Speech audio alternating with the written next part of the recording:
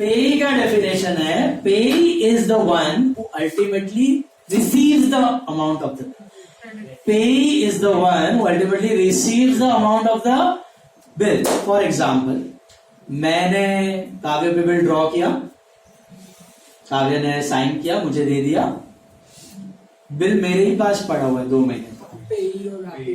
2 महीने तक बिल मेरे पास पड़ा हुआ है. 2 महीने बाद में काव्य के पास गया, बिल दिया, पैसा ले गया. किसको पैसा मिला? I will be the pay. तो drawer and payee become one and the same person. But मेरे पास बिल आया काव्य का, मुझे चैत्य को पैसे देने थे यार, चैत्य वाज द क्रेडिटर, तो मैंने बिल एंडोर्स कर दिया चैत्य को. 2 महीने बाद चैत्य कलेक्टेड द मनी फ्रॉम काव्य. So who got the money? Who is the pay? अब समझ में आ रहा है? सो पेई is the one who ultimately receives the amount. So can drawer and payee be one and the same person? Yes. Drawer and payee can be one and the same person if the bill is lying with us, right? मेरे को ही पैसा मिला, मेरे को मिला, मेरे को ही लेने का था इसके लिए ड्रॉवर, मिल रहा है इसके लिए मैं पेई. अगर मैंने एंडोर्स किया तो अलग भी हो सकते हैं. तो ड्रॉवर एंड पेई may be the same person, drawer and पेई may not be the same person.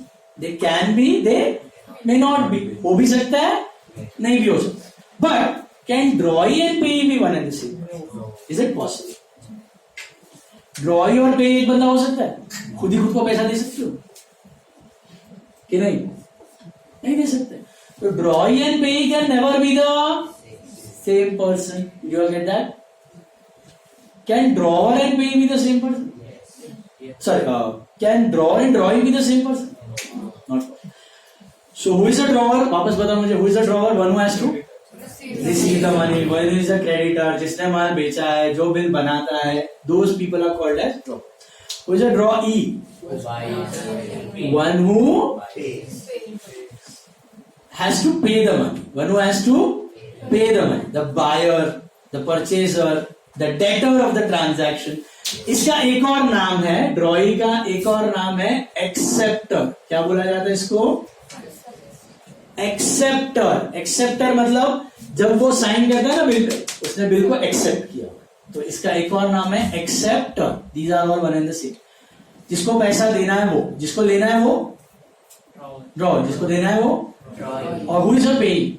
One who ultimately receives the amount of the bill. Can drawer and payee be one and the same? Yes, if the bill is with the other pay. Can drawer and pay be different for people? Yes. अगर endorse कर दिया तो जिसको पैसा मिला he is the pay. बात समझ में पक्का? 3 पार्टीज याद रखना. इसमें कंफ्यूज हो तो सम्स में भी कंफ्यूजन है. ओके, ये तीनों क्लियर है. इसके बाद जाते हैं आगे के डेफिनेशन में. Acceptance. What is acceptance of a bill? Acceptance का मतलब ड्रॉई ने जिस दिन उस पर साइन किया ना, उसको कहा जाता है एक्सेप्टेंस. ड्रॉई ने साइन किया, उसको. ड्रॉई के साइन करने से पहले बिल को क्या कहा जाए? Draft. Rough draft. Drawee sign करेगा, उसके बाद it's a valid bill of exchange. Without उसकी एक्सेप्टेंस हम उस पर थोप नहीं सकते. उसने बोला कि एक्सेप्ट ही नहीं किया तो फिर कसी दो कोर्ट में, ऐसा.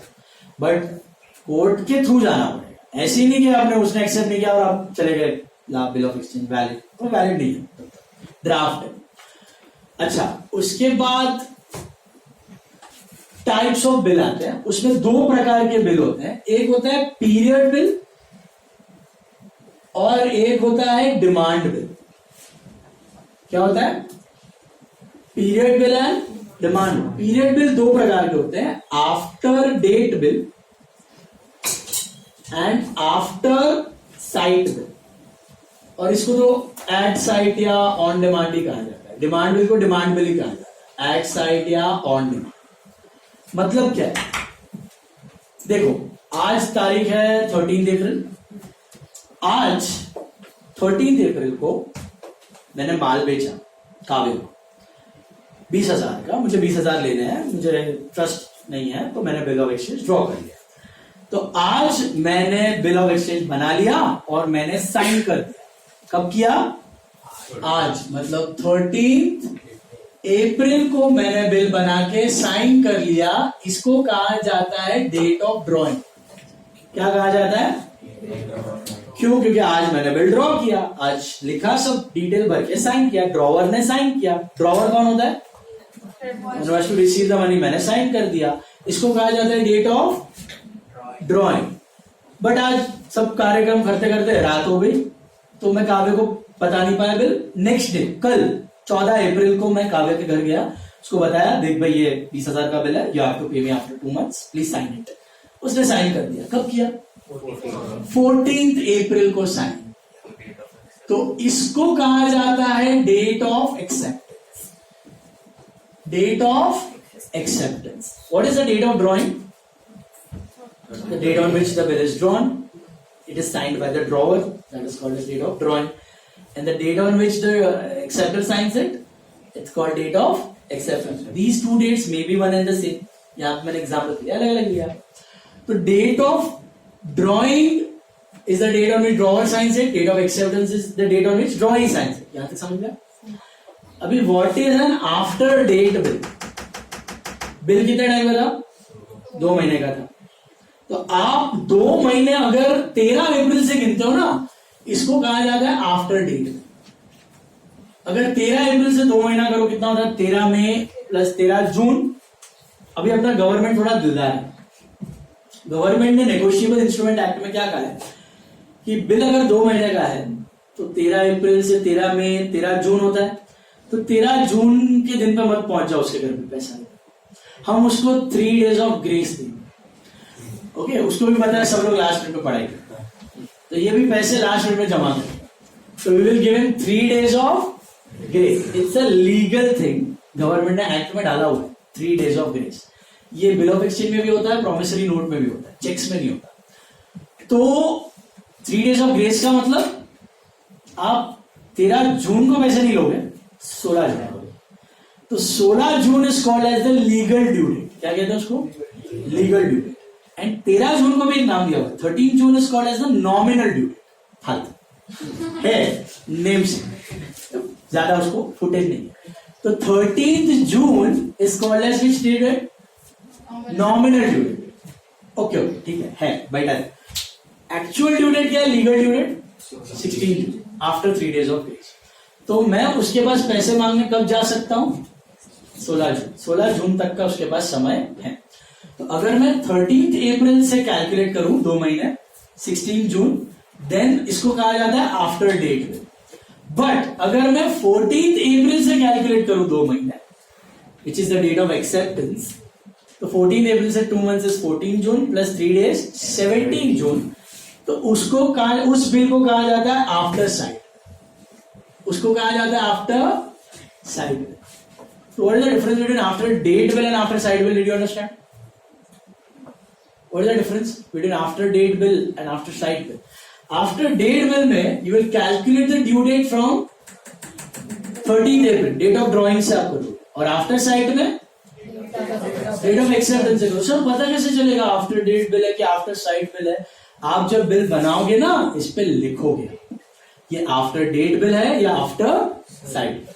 अगर after date bill है उसको 16 जून को पैसा देना पड़ेगा, अगर after side bill है उसको 17 जून को पैसा।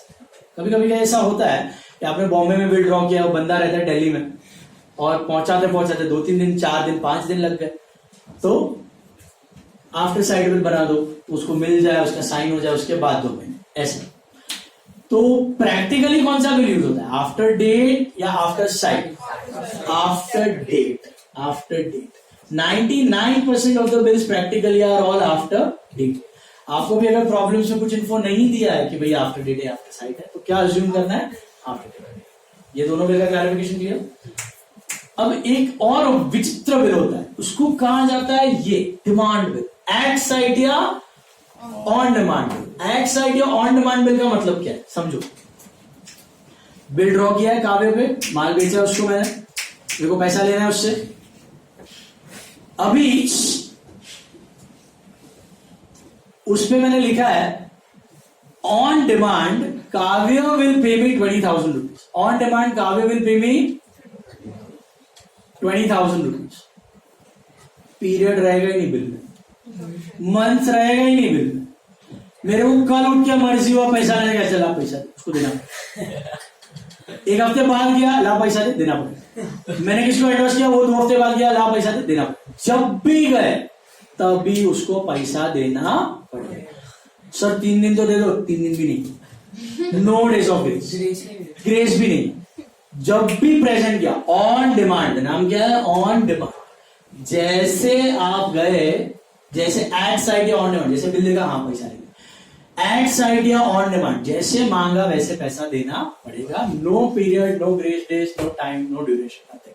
सो ये प्रैक्टिकली ड्रॉ होता नहीं है, ये खाली थियोरेटिकल है। तो कल उठ के आ गया पैसा लेने, तो क्या ही मतलब हुआ बिल ड्रॉ करने का ना, कभी भी मांग सकते हो, ऐसा सी। तो एट साइड या ऑन डिमांड का मतलब there is no time period involve. 13 अप्रैल को ड्रॉ किया, 14 अप्रैल को एक्सेप्ट किया, 15 अप्रैल को भी आप मांगोगे पैसा देना पड़ेगा, 16 को 17 को कभी भी जाओ प्रेजेंट करो, पैसा देना पड़े। सर अगर ये बनाया 13 अप्रैल को है और उसने मांगा, बट उस मतलब बिल पे लिखा है कि इट इज एट डिमांड वाला, और वो एक्सेप्ट ही नहीं करेगा, वो बोलेगा कि मुझे नहीं करना है साइन, तो उसमें भी कोर्ट में लेके जा सकते उसको। तो सब लोग ऑन डिमांड ही बनाएंगे ना, तो ऑन डिमांड नहीं बना, ऑन डिमांड इज वेग। तुम क्रेडिट दे ही रहे हो ना 2 महीने का, बिल जनरली 2 महीने का ही बनाओगे, जो क्रेडिट पीरियड है उसका 1.5-2 महीने। और अगर इसको जो इसका बिल है, तो तुम्हारे साथ धंधा नहीं करेगा। अगर इसको 1 मई को चाहिए पैसा और उसका 30 जून को है, तो वो बैंक को देगा या वो उस पर डिपेंड करता है ना। समझा नहीं वापस। अगर उसको 1 मई को ही पैसा चाहिए, 15 जून को नहीं चाहिए, हाँ तो बैंक के पास बैंक ऑन डिमांड कभी भी जाकर समझा तीनों टाइप्स। बताओ मुझे, what is meant by date of drawing? Date of drawing का मतलब date on which drawer signs, date of acceptance when the debtor signs, acceptor signs, drawee signs। फर्क पता है ड्रॉवर कौन है? drawee। what is after date bill?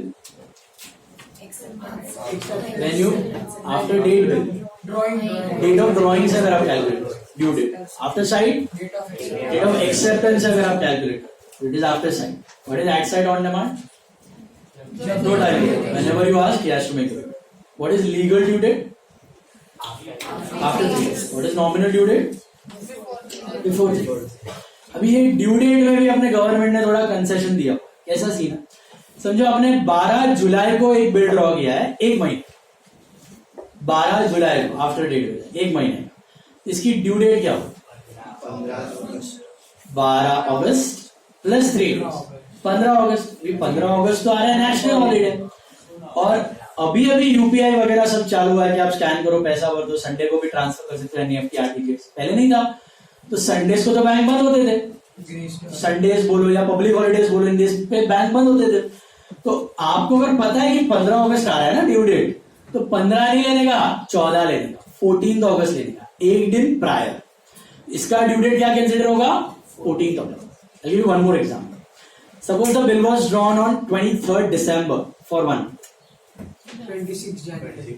तो 23rd Jan plus 3 days, 26 Jan आता है ना legal due date, but 26 Jan is Republic Day, which is a national holiday. On that days banks are closed. So which day you have to consider? 25th Jan. 25th Jan समझ में आ रहा है? 12 जून को bill draw हुआ है 2 महीने, 12 जून को bill draw हुआ है 2 महीने। What is the due date? 15 अगस्त का क्या लेने का? तो पब्लिक हॉलीडे आ रहा है या संडे आ रहा है, तो आपको एक दिन पीछे आना पड़ेगा। संडे तो आप ढूंढ नहीं सकते, आप थोड़ी कैलेंडर्स पता है आपको, शकुंतला देवियों के सारे कैलेंडर्स याद है आपको, तो संडे तो अगर क्वेश्चन में दिया है तो कंसिडर करना है, वरना संडे का आपको ध्यान नहीं रखना है। सिर्फ 4 पब्लिक हॉलीडेज का ध्यान है। कौन से 4 public holidays? 26 Jain, 15 August, 2 October Gandhi Bapu Gandhi Jayanti, and 25th of December Christmas. In 4 national holidays का आपको ध्यान रखना पड़ेगा। ओके वेट, अगर आपका ड्यू डेट आ रहा है 15 अगस्त, तो आप क्या कंसिडर करोगे? 14, और 14 अगस्त अगर संडे आ रहा है 13, तो 13, लेकिन सैटरडे भी बैंक बंद होता है। सैटरडे संडे ही मेंशन किया जाएगा सब में। ये सैटरडे वाला ऑलरेडी अभी चालू है, पहले नहीं था। तो संडेज बोला है तो ओके, वरना अपने हिसाब से मैं पैदा हुआ था 14 अगस्त को, तभी संडे था, हाँ तो मैं 13। अपने हिसाब से संडेज अज्यूम मत करो, ठीक है। 15 अगस्त दिया है तो 14 अगस्त लिख के आने का। क्वेश्चन में दिया अगर 14 अगस्त संडे है तो क्या लोगे? 14। Simple. That was for certain holiday. Certain holiday है ना, तो आपको मालूम है वो हॉलीडे है, तो वो दिन वो पैसा नहीं दे पाएगा, तो एक दिन जल्दी, okay. But what if it is an uncertain holiday? मतलब आज 13 अप्रैल है, 13 अप्रैल को बिल ड्रॉ हुआ 2 महीने का, what is the due date? After date bill 16 June. समझ में आया सबको? 16 जून तो कोई पब्लिक हॉलीडे नहीं है ना, तो मैं 16 जून को मस्त सवेरे उठा, नहाया धोया, फ्रेश हुआ और निकलने गया इसको, अभी मुझसे पैसा लेने के लिए गया काव्य से, और शिवसेना ने बंद डिक्लेयर कर लिया, कोविड का बैन आ गया, सब बंद हो गया, तो will I be able to take the money on 16? तो क्या 15 जून में जाऊं? पीछे तो जा नहीं सकता, तो आगे जाऊंगा। तो what is the due date? 17 June. 17 को भी कोविड बंद है, बैन है। 18 जून। अरे गया 2 साल के बाद। सो बोलने का मतलब, if it is a certain holiday आप एक दिन पहले आ जाओ, but if it is an uncertain holiday, uncertain है तो आप पीछे जा ही नहीं सकते, तो आप पहुंच गए वहां, टाइम ट्रेवल अब तक आया नहीं है, तो आप एक दिन आगे जाओ, आप एक दिन आगे जाओ। ये समझ में आया? लेकिन उसको हमेशा जितना भी ड्यू डेट आए उस पे 3 दिन तो ग्रेस लेना ही है, उसके बाद देखना है ड्यू डेट। तो legal due date is the ultimate due date, okay. Nominal नहीं। कौन सा? लीगल ड्यू डेट हॉलीडे पे है तो एक दिन पहले, अगर अनसर्टन है तो एक दिन बाद। इसके बाद आता है discounting of a bill of exchange. आपको पता है व्हाट इज डिस्काउंटिंग? मैंने अभी भी एक्सप्लेन किया। What do you mean by discounting of a bill of exchange? Selling the bill to the bank at a lower value, bank will collect the money from debtor when you are in urgent need of money. What that discounting concept? पक्का समझा सबको? मुझे बताओ। जाओ बैठो, Rajawadi garden. उसके बाद आपने एंडोर्समेंट मैंने बताया था। What is endorsement? Remember what is endorsement? क्या था एंडोर्समेंट? आया हुआ बिल आगे फॉरवर्ड किया। काव्य का बिल आया हुआ था, मैंने चैतन्य को फॉरवर्ड किया, that's called endorsement. What is endorsement? Transferring the ownership of the bill from one person to another. जैसे चेक एंडोर्स होता है पीछे साइन करके, वैसे बिल भी एंडोर्स हो सकता है। अभी who will collect the money from whom at the expiry of the period? Chaitanya will collect the money from काव्य। Simple, that's called endorsement. अच्छा, एंडोर्समेंट में भी 2 वर्ड याद रखना। One who endorses the bill, मैं कर रहा हूं ना ड्रॉवर, मैं ट्रांसफर कर रहा हूं ना पीछे साइन करके, तो मेरा नाम हो जाएगा एंडोर्सर, ड्रॉवर को कहा जाएगा एंडोर्सर, एंड जिसके फेवर में गया उसको कहा जाएगा एंडोर्सी। तो one who transfers the bill is called as endorser, and one in whose favour the bill is endorsed is called as endorsee. ये बात समझ आई? अब एक और चीज हो सकती है बिल के साथ, उसको कहा जाता है वसूली भाई। ओके, कल सवेरे पन्ने लिखा। सो वसूली भाई क्या है? उसको कहा जाता है बैंक फॉर कलेक्शन। क्या कहा जाता है? अब imagine, suppose I am a very big businessman, big trader, I have 50-100 different bills of different debtors. मेरे पास कोई बिल है 13 अप्रैल को मैच्योर हो रहा है, ड्यू डेट आ रही है, किसी की 15 जून को आ रही है, किसी की 15 मई को आ रही है, किसी की 16 में, 17 में, 50-100 बिल्स पड़े हुए। तो क्या मैं सब बिल्स का ड्यू डेट पे खुद ही जाऊं सबसे पैसा लेने को? मुझे पागल, बिल ही खेलता रहूं। तो मैं क्या करूंगा? I will hand over all those bills to a वसूली भाई। दैट वसूली भाई is a service given by the bank. कोई भी बैंक देता है, उसको कहा जाता है bank for collection. Bank for collection, that is the agent service given by the bank. तो सारे बिल्स बैंक को दूंगा। What is the duty of the bank? Bank अपने आदमियों को भेजेगा, जिसका बिल का टाइम आ रहा है, ड्यू डेट आ रहा है, कलेक्ट करो पैसा, सब कलेक्ट करके लाएगा और मुझे पैसे दे देगा। फ्री में तो नहीं करेगा, they will deduct some charges, they are called as bank charges. मैं भी राजी खुशी दे दूंगा क्योंकि मेरा टाइम बच रहा है। So what is bank for collection? It is a service. Is a service given by the bank where it takes all your bills, collects it from different people, and gives you the money once the due date has appeared. Is it clear? मुझे बात बताओ, आप charges कब दोगे bank को? अगर वो bill collect कर पाए तो कि ना भी करे तो? कर पाए तो उसका एक ही काम था, वसूली. अगर वो वसूली कर पाया तो मैं उसको चार्जेस देगा. वो आया मेरे पास डेटर पैसा नहीं दे रहा है, काय का चार्जेस ला बिल ला. तो is discounting and bank for collection same? No. You got the difference? What happens in discounting? You sell the bill, you get the money immediately you cut the charges also. The very same. But bank for collection में ऐसा नहीं है. Bank for collection में हाँ, they'll go collect the money, they'll give you the money after collection and then you deduct the charges. Collect किया तो charges कटेगा, collect नहीं किया तो चार्जेस कटने वाला सिंपल. समझा? बोलो. एंड इफ बिल घूम गया तो बराबर है, वैलिड पॉइंट है. But make a new bill, approach the debtor, make a new bill. जो भी बचा हुआ है 1 month.